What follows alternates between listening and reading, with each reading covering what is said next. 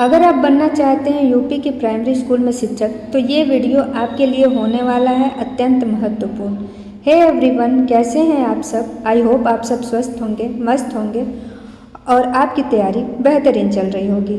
दोस्तों, जैसा कि आपको पता है कि इस चैनल पे चल रही थी सीरीज यूपी टेट के लिए, तो चलिए हम बात करते हैं कि आज के इस सेशन में क्या कुछ खास होने वाला है। मैंने इसी चैनल पे सीडीपी का एक प्रैक्टिस सेट जो कि थानाडाई स्पेशल है अपलोड कर दिया है और 30 महत्वपूर्ण क्वेश्चन उस क्लास में हैं। अगर आपने वो क्लास नहीं देखा हो तो वो क्लास भी आप जाके देख लें। चलिए बात करते हैं आज के इस सेशन की। तो आज हम बात करेंगे इन्वायरमेंट की, और इन्वायरमेंट के 30 क्वेश्चन बहुत ही खास होने वाले हैं क्योंकि ये सारे क्वेश्चन पिछली परीक्षाओं में पूछे गए हैं और आपकी परीक्षा में भी हूबहू यही क्वेश्चन देखने को मिल सकते हैं।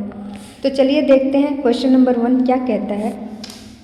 जैव विविधता शब्द सर्वप्रथम किसने दिया था? डार्विन ने, एडवर्ड ओ विल्सन ने, लैमार्क ने या मेंडल ने? तो इसका जो करेक्ट आंसर हो जाएगा वो हो जाएगा एडवर्ड ओ विल्सन। क्वेश्चन नंबर 2 है, निम्न में से कौन सा जैव विविधता का स्तर नहीं है? बताएंगे। ऑप्शन ए है अनुवांशिक, ऑप्शन बी प्रजातीय, ऑप्शन सी पारिस्थितिकीय या ऑप्शन डी संरचनात्मक। तो इसका करेक्ट आंसर हो जाएगा ऑप्शन डी संरचनात्मक। नेक्स्ट देखते हैं, भारत में सबसे अधिक जैव विविधता किस क्षेत्र में पाया जाता है? बताएंगे कि किस क्षेत्र में पाया जाता है। थार मरुस्थल, पश्चिमी घाट, दक्कन का पठार या गंगा का मैदान? तो करेक्ट आंसर हो जाएगा पश्चिमी घाट, क्योंकि आपको पता है कि पश्चिमी घाट का विस्तार बहुत ज़्यादा है और यहाँ डिफरेंट क्लाइमेट पाए जाते हैं, तो इसलिए यहाँ पे जैव विविधता भी अधिक पाई जाती है। क्वेश्चन नंबर 4 देखेंगे, हॉटस्पॉट की अवधारणा किससे संबंधित है? जल प्रदूषण, जैव विविधता संरक्षण, जलवायु परिवर्तन या ओजोन क्षरण? करेक्ट आंसर हो जाएगा जैव विविधता संरक्षण।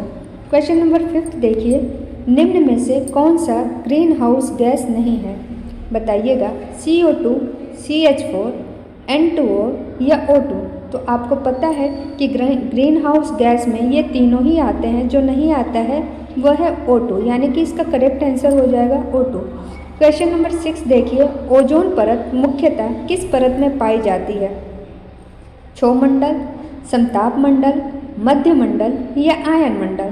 तो करेक्ट आंसर हो जाएगा ऑप्शन नंबर बी समताप मंडल, और इसी मंडल में आपका एरोप्लेन, हेलीकॉप्टर आदि उड़ता है।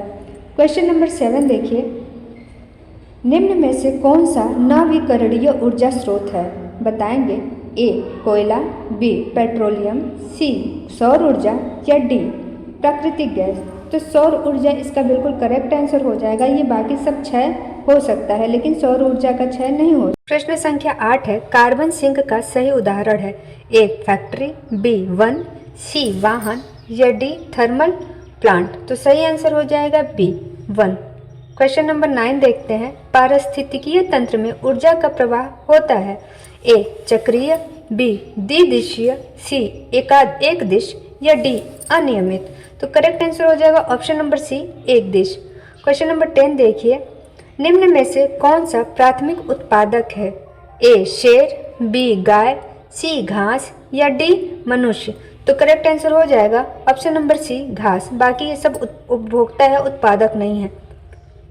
अब देखिए क्वेश्चन नंबर 11 क्या कहता है, भारत में पर्यावरण संरक्षण अधिनियम लागू हुआ कब?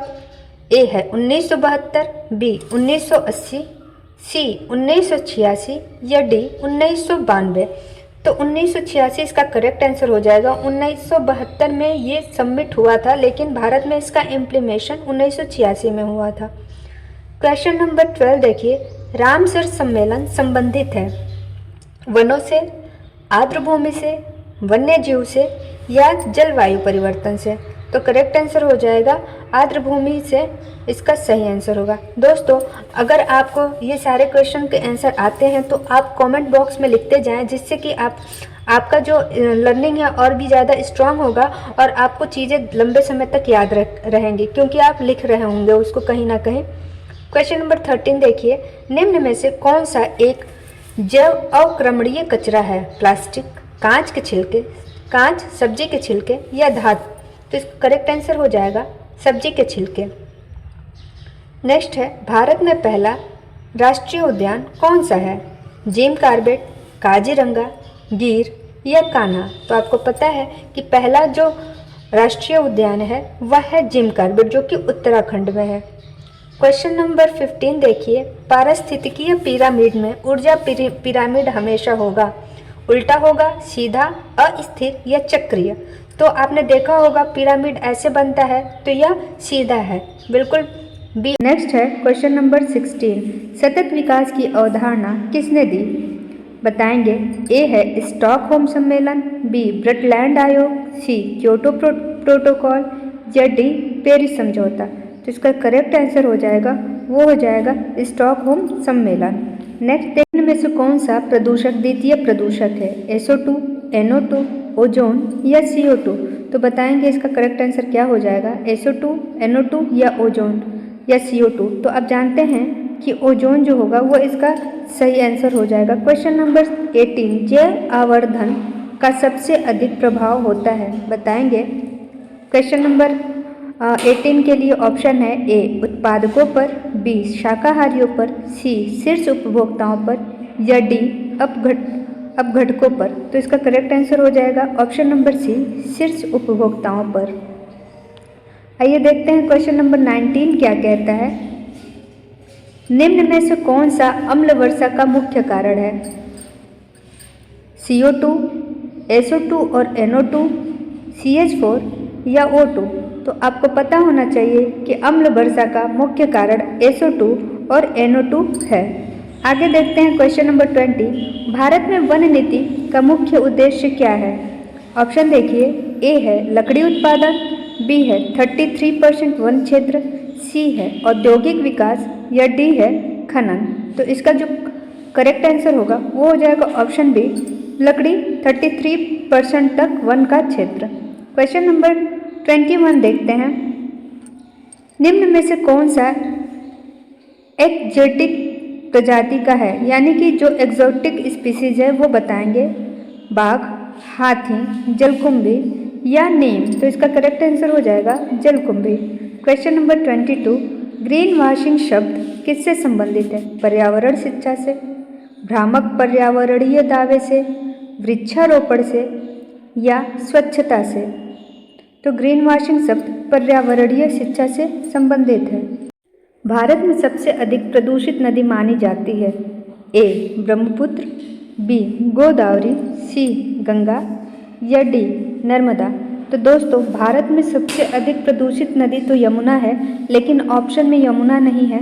तो सबसे बेस्ट जो आंसर है वो गंगा है, क्योंकि गंगा में जो गाँव का और जो शहरों का शिवर का पानी है या कचरा है वो सब इसमें जाता है, इसलिए गंगा सबसे इन दिए हुए ऑप्शंस में सबसे ज़्यादा प्रदूषित नदी है।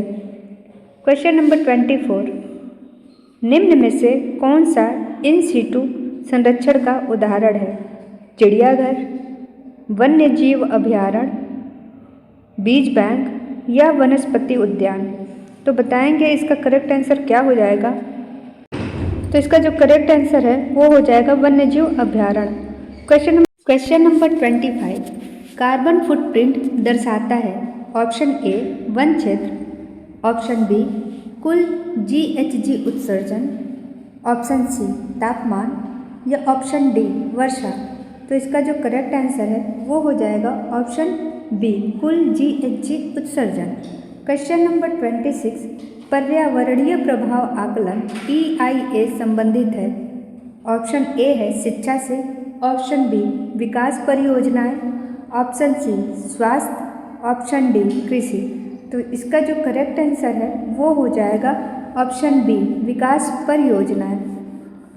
क्वेश्चन नंबर 27, निम्न में से कौन सा UN संस्था पर्यावरण से संबंधित है?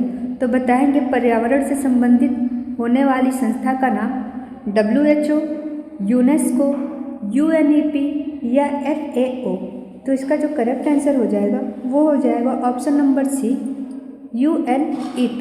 क्वेश्चन नंबर 28 देखिए, भारत में बाघ संरक्षण परियोजना प्रारंभ हुई थी?